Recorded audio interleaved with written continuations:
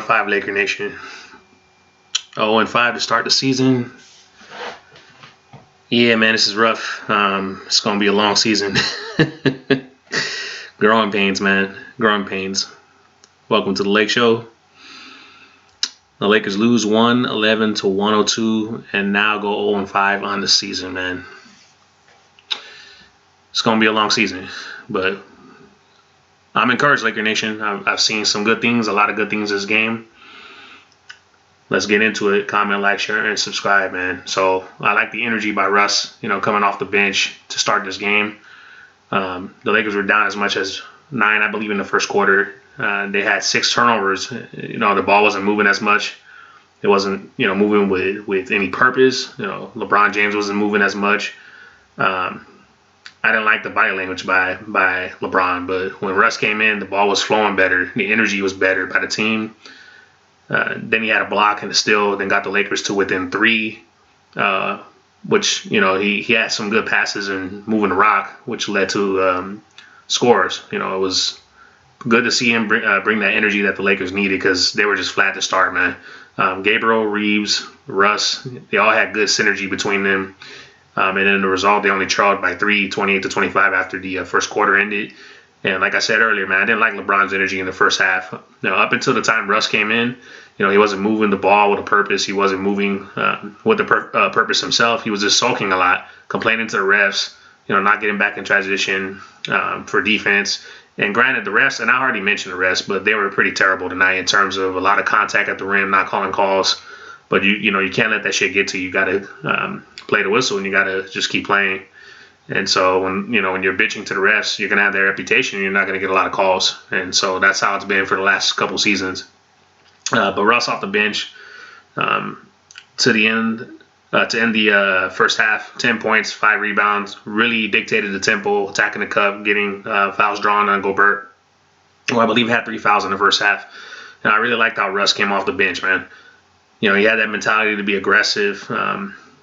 And let the game come to him. By finding his teammates, he was able to get to the rim at ease versus the Minnesota Timberwolves defense. You could just see Russ picking up his defensive effort with a block and then a steal in the first half. Just galvanizing his teammates with his energy. He moved the ball a lot better than LeBron James in the first half. And the Lakers were able to stay within the game relatively early. And then down the stretch to tie the game in the first half, going into the second half, 52-52. Hopefully Russ can accept his role off the bench, and have that same energy and assertiveness. Obviously, he's gonna, as competitive as he is, he's gonna feel insulted because of the fact that he's a Hall of Famer, triple-double king, things of that nature. But for this team, we don't need that per se. I mean, obviously it would be great if he can give us that, but that's not what we're looking for. That's that's gonna take away from a lot of dynamics from this team. So he has to be that type of energy type of player. Not only that, defensive pest against opposing guards, and just creating easy opportunities, setting screens, doing all the little things, all the intangibles, rebounding, dictating tempo, just like he did coming off the bench. That's the rest we're gonna need. Same thing for Kyle Kuzma, for example. He wanted to be the 3rd best player in the team last, 2 years ago or whatever, and that's Frank Vogel said that's not what we need from you. We need you to rebound. We need you to defend. And he shined in his role and helped us win a championship. So, sometimes different sceneries translate into different roles for players. It's not going to be the same. For example, a player that's killing it in college or high school, they come into the NBA, they're not going to be that man. It's a different, type of dynamic. So hopefully, like I said, Russ could accept his role off the bench. And we'll see how it goes. But the bench, they usually struggle, Laker Nation, but they had a pretty good first half. They had 26 already, and then led by Russ, who had 10 points off the bench. We haven't had that consistent bench player, to give us that type of lift that the Lakers need, and perhaps Russ can do that. And that's why Darvin Ham obviously wants him off the bench. And not only that, it just works a lot better in terms of him being able to have more ball distribution opportunities. And just him and LeBron James not really being on the court at the same time as much will get his confidence going, and we can run things through him. But I like what I saw from Russ in the first half. He was very active on both ends. And best of all, he only had 1 turnover in the first half and 5 rebounds in the first half, and the Lakers out rebounded the bigger team without Anthony Davis in this game by 4. I believe it was 20-16 in rebounds. So it was great effort by the Lakers, and they shot like 35% from three, which is a rarity, man. But you know, it was amazing. It was amazing. It's amazing when you just play with good energy and you're assertive and you're doing the little things. You know how shit could fall for you, how shots could start falling for you. So they were only down. Their only fall, I believe, was, you know, obviously the turnovers, and that obviously is what cost the Lakers this game. But they had in the first half 12 turnovers, too much. So, and then later on in the game, man, Anthony Edwards, man, this cat, man, he has the it factor. You can see he's not afraid. You know, he wants the big moments, he wants the shots, he has the swag. This guy is going to be a really good player, man, for years to come, and that's the guy that's going to be the franchise cornerstone for the Timberwolves to lift them, you know, out of the situation they've been in for years. And so, you know, you could just see the confidence oozing from Anthony Edwards from the playoffs to already coming over to 2022-23 regular season, and he's picking off where he left off. Anthony Edwards was cooking in the third quarter, you know, just capitalizing off of the Lakers' turnovers. He had 16 points in the third quarter. You know, however, the rest of his team, due to this ball watching, you know, they're starting to not move the ball as much and allow him to go iso ball. And the rest of the team went 3 for 14 from the field, and the Lakers were able to, you know, get some good stops and scores on the Wolves, you know, to only go down into the fourth quarter by 3, 78-75. And then, man, the fourth quarter, just Cat started to take over. Wenyen Gabriel's got to know his personnel, man. You know, Cat had a career high in shot attempts, I believe, and not only that, I believe he shot like high 30s, maybe low 40s from three. And you got to know your personnel with Cat. Like, he started to kill and cook Wenyen Gabriel from the perimeter. Most of his points were coming from the perimeter, whether it was in the mid range, whether it was from 3-point land. Gabriel, I thought, did a solid job when he was attacking the cup. Kind of stopping Gat, forcing him into misses, things of that nature. But he's got to know his personnel and close out properly. He's got to see that Cat, you know, is gonna, once the ball touches the hand, he's got to have a hand in his face and be ready to chase him off the line. And the defense has got to rotate over. So I thought Gabriel lost sight of him too easily this game and allowed a lot of easy shots to get Cat in rhythm. So Wenyen Gabriel's got to do a better job, you know, just knowing his personnel. So Cat was able to cook for them later on after Anthony Edwards had a good third quarter. And then the Lakers, man, continued to turn over the ball. You know, LeBron James had like 9 points, I believe, in the fourth quarter, but it just wasn't enough. You're starting to see the decline, Laker Nation, of LeBron James. You know, he's starting to shoot more threes over the years. He's starting to just force up shots. And not only that, just he was turning over the ball down the stretch. He was ball pounding quite a lot, and he took some contested 3-point shots because he couldn't blow by his man. So we're starting to see more so of the decline of LeBron James. Yeah, he put up 28 points or whatever, but you know, it's not like it was a quiet 28, if that makes sense. So it wasn't like he had his imprint on the beginning of this game from the end. You know, we needed him a little more tonight in terms of being assertive. And I thought he settled from three, especially in clutch moments in the game, in the crunch time. So we can't have LeBron James, you know, who's really elite at attacking the cup, settling. This whole team settled down the stretch as well. But the turnovers really killed the Lakers, man. That's what lost them this game. But Darvin Ham's decision to go small at the end of the game was a poor decision. And I don't know why he's playing Patrick Beverley, man. Patrick Beverley, like, I have to start questioning this trade because Patrick Beverley has not given us anything. You know, like Russ said, man, maybe he wasn't lying. He's just running around. He fooled y'all.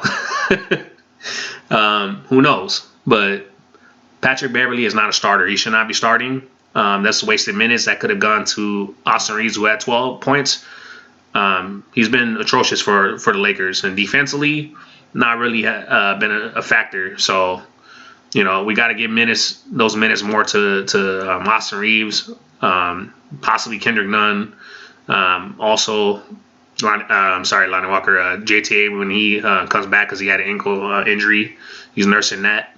So, and Troy Brown Jr. as well. We got to give him those minutes because Patrick Beverley has not been a positive impact, whether on the defensive end or especially not on the offensive end. So it is what it is. But the Lakers just couldn't close it, man. They were poor at the free throw line down the stretch as well, and then turning over the ball. And Minnesota was able to capitalize. Rudy Gobert just torched us in the interior, man. He had 21, I think 22 rebounds. And the Lakers just couldn't. They can't. They have a closer. They have a problem with closing games. Like they could stay in the game most of the time, but they don't have that closer, man. We could really use someone like Malik Monk right now because we need that go-to consistent scorer that can light it up. As LeBron James has had trouble in terms of sustaining his play in closing games because the Lakers don't have enough scoring. It's not just the shooting, but they don't have enough shot creation to be running the 4-out one-in system. We need more shot creation, and we need more shooting as well. The defense is there. We're there, Laker Nation. We're staying in games. We just can't close games, so we need players that can help us close games so that we can start winning. So I do sense a trade is going to be coming, and we'll see how it goes. But the Lakers really turned it over, pun intended, with 22 turnovers, man. They turned it over to the Minnesota Timberwolves, and the Minnesota Timberwolves took that opportunity and ran with it. So it is what it is. I'm starting to question Darvin Ham's schematics, man. He's a great galvanizer. He's a great defensive coach. We see that already. He's getting guys to buy into the defensive end, even Russ. But the issue is we need an offensive guru or something like that. Somebody like Mike D'Antoni. I know obviously he's probably lining up for the job with the Philadelphia 76ers once Glenn Rivers gets fired. I'm pretty sure Daryl Morey and James Harden are chomping at the bit to get MDA in there with Philly, but we'll see how that goes. But we need an offensive coordinator because the 4-out one-in system, we can't run that. Obviously AD's not Giannis Antetokounmpo in terms of his ability to put so much pressure on the defense when he goes towards the rim, because AD's more of a finesse type of guy. He's going to settle for jump shots. He's not the type of player that can get you or will you to wins. He's a great number 2 option. He doesn't have that alpha in him. Giannis Antetokounmpo does. And that's the difference. And then not only that, they have the shooting as well to run that system. The Lakers, they don't have that. They're inadequate offense in terms of their shooting, and they're inside. They're mostly inside scoring, but they just can't shoot. And not only that, they just don't have the shot creation outside of LeBron and AD. And that's even suspect to a degree to run that system. So the system doesn't work for the Lakers. And not only that, the small ball game as well. The Lakers are better, bigger. They have to play big. And when we see when they do a lot better. When Montescano Anderson's in, etc. They got to play bigger, man. They can't go to 3-guard rotation, and that killed them down the stretch. Like I said, I don't know what the hell Darvin Ham was thinking. And that's how Rudy Gobert was able to control the boards, even when they had misses. Rudy Gobert was able to. He had Patrick Beverley or Russ on him, like LeBron at the center position. Like, what are you doing, Darvin Ham? That was a dumb decision down the stretch, and we were close to. In the game, we could have possibly got to within 2. Who knows? Other than the free throws, but Rudy Gobert had, I think, like 8 offensive rebounds, and Darvin Ham going small. Like you can't do that against an elite interior player such as Gobert. Like, it was just a dumb decision by Darvin Ham. So he's got to make a way with the 3-guard rotation. He's got to stop playing small ball, especially in the crunch minutes. He's got to play bigger. He's got to change the starting lineup. Get Pat Bev out of there. Like I said this before in Twitter Spaces and on online overall in the Laker group, along with Twitter on my timeline. I said that the starting lineup should be Kendrick Nunn, possibly Lonnie Walker, JTA. If you're going to keep AD at the 5, Bron at the 4, and then AD at the 5. But I honestly, with AD seemingly not motivated to play the 5 and having injury issues already, and with his back, getting beat down there, being out rebounded, it's an issue. So I think we got to play AD at the 4, because an unmotivated AD is not a good thing. He's the key to the Lakers season. So I would say the lineup probably has to be I would go with Lonnie Walker, JTA, LeBron James at the 3, AD at the 4, and then Jones at the 5, or Thomas Bryant when he gets back, depending on how he does. I will try to best approximate um, what KCP and Danny Green was defensively for us, but the problem is JTA and Lonnie Walker can't shoot. So that's the issue. But if you're going to start Kendrick Nunn, then you're giving up a size, and teams are going to hunt him on the switch, just like they did the first few games with Golden State, the Clippers, etc. And even the Blazers did that to a degree as well. So we have issues there. We don't have a lot of options, Laker Nation. We don't have a lot of wing depth, and we don't have a lot of shooting. That's two of our biggest issues right now.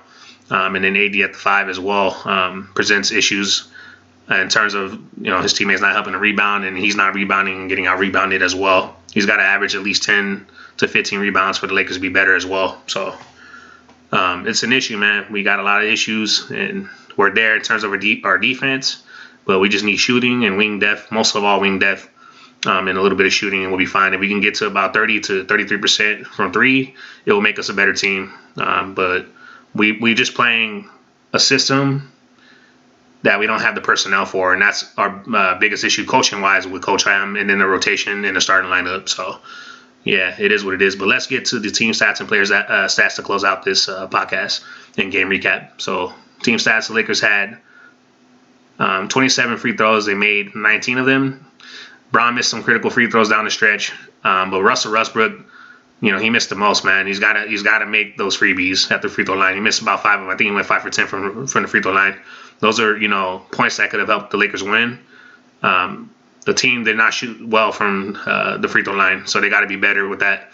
And then, of course, the main reason why the Lakers lost this game, Lakers had 22 turnovers. Again, that's the ball game right there, man. That's too many turnovers.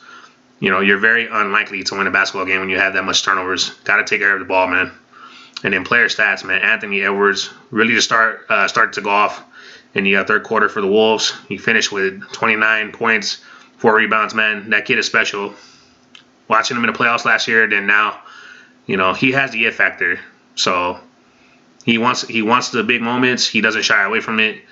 That's the cornerstone. That's the future for the Minnesota Timberwolves. No disrespect to Cat, he's very talented, but like AD, he doesn't have the it factor. He doesn't have that mentality to dominate and will a team to wins. So he's just very talented. But speaking of Cat, he took over in the fourth quarter, finished with 21 points, 7 assists, and 8 rebounds. Like I said earlier, man, Gabriel did a poor job with poor defensive awareness on the perimeter for Cat. You got to know your personnel. Cat lit him up from the perimeter, man. And Gobert, he had a monster game, controlled the boards for the Wolves.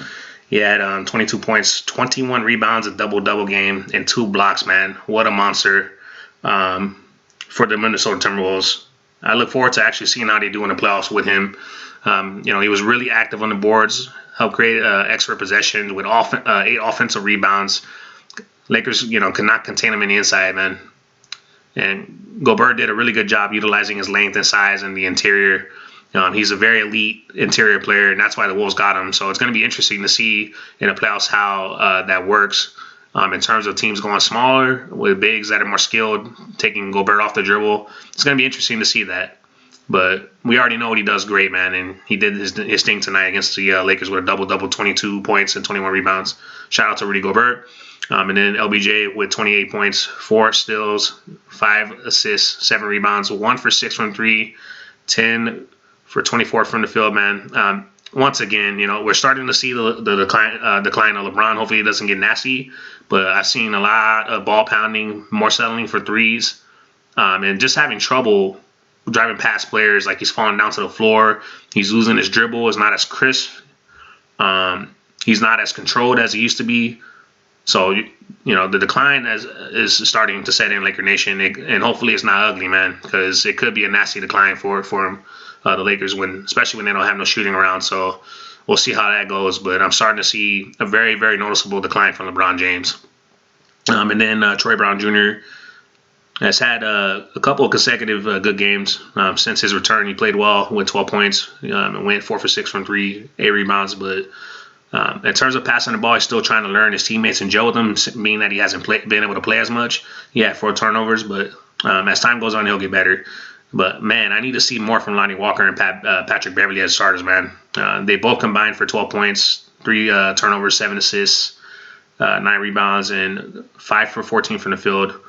That's not going to cut it as starters. We got to get more Laker Nation from them too, and especially Patrick Beverley, man, who's been terrible. But I'll get into him later.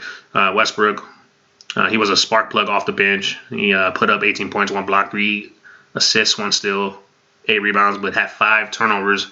I thought down the stretch, Russ got a little carried away trying to attack the cup, kind of letting things get to him with the referee. Same thing with LeBron. You got to play through that type of shit, despite the contact not getting calls. You got to opt for the mid-range at times and get the little floater in and things of that nature. But you got to take care of the rock, man. And we did a poor job tonight against the Minnesota Timberwolves doing that. But Reeves, 12 points, 7 rebounds. Kendrick Nunn, 9 points, 2 rebounds in 12 minutes. He's mostly been MIA since the preseason, man. He hasn't given us enough. Now he's healthy. He had a weird, bizarre bone bruise. And he just hasn't been consistent, in terms of contributing for the Lakers off the bench. Some folks are clamoring to get him to start, but I'm not really into start. Like I haven't seen anything or any reason to start him, to be honest. When he's looking to pass the ball, he mostly converts a turnover, and then defensively, man, he's a liability because a lot of teams are, like I said earlier, they're hunting him on switches and they're scoring over him. And so if he isn't scoring, he's pretty much useless on the court, which is why he doesn't get a lot of minutes. So, it is what it is with that. But yeah, man, the Lakers, I think they're right there. Defensively, like you can't be a top 5 team and not make the playoffs defensively. They just need a little bit of shooting and some weak defense, probably another center, perhaps Boogie Cousins, somebody like that, and maybe another point guard who could distribute. But I think, like I said, most importantly, they need another shot creator. So I like the idea of the rumors in terms of Terry Rozier from Charlotte. We'll see how that goes, whether it's the Spurs trade, whether it's the Indy trade. We'll see how it goes. The Lakers are going to need some shooting. They're going to need some wing versatility and wing depth two-way play. And they're going to, they have a lot of problems, man. We're right there, though. I just think that obviously if we make that trade again, I'm not with trading 2 first-round picks for players that, other teams have not offered first-round picks for with Buddy Hield and Miles Turner. But I think Miles Turner had a 27-point game today, so expect those rumors to start heating up with the Lakers now 0-5, man. And then not only that, Spurs actually waived their 12th overall pick. It was weird, man, today, according to Sean Charania. So who knows what's going on with that? The fact that you draft that high and then you end up waiving him, perhaps something's in the works in terms of a trade between the Lakers or another team. We'll see. So with the pressure on now, with Lakers 0-5, expect for more trade rumors to heat up, and we'll see if Rob Pelinka and company, if they act on it and what they do to address the needs of this team. All right, Laker Nation, that concludes the podcast and this game recap for the Lakers versus the Minnesota Timberwolves. Once again, Lakers lose 111-102. And comment, like, share, and subscribe. I'll catch you guys on the next one. Peace out.